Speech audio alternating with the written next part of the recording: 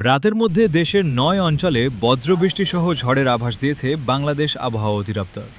এসব অঞ্চলের নদীবন্দরগুলোকে ১ নম্বর সতর্ক সংকেত দেখাতে বলেছে সংস্থাটি।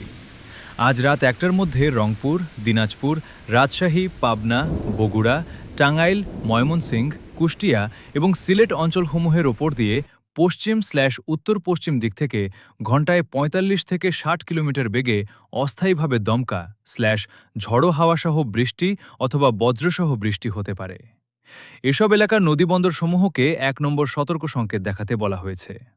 সকালের পূর্বাভাসে আবহাওয়া অফিস জানায়, আগামীকাল সকাল ৯টার মধ্যে রংপুর, ময়মনসিংহ, চট্টগ্রাম ও সিলেট বিভাগের কিছু কিছু জায়গায় এবং রাজশাহী, ঢাকা, খুলনা ও বরিশাল বিভাগের দু-এক জায়গায় অস্থায়ীভাবে দমকা ঝড়ো হাওয়া ও বিদ্যুৎ চমকানোসহ হালকা থেকে মাঝারি ধরনের বৃষ্টি, বজ্রসহ বৃষ্টি হতে পারে। সেই সঙ্গে রংপুর, ময়মনসিংহ, চট্টগ্রাম ও সিলেট বিভাগের কোথাও কোথাও মাঝারি ধরনের ভারী বর্ষণ হতে পারে।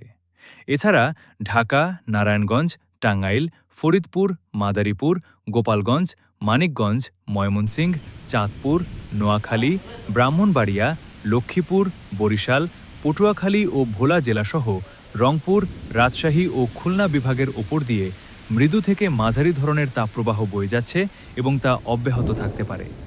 সেই সাথে সারা দেশে দিন এবং রাতের তাপমাত্রা প্রায় অপরিবর্তিত থাকতে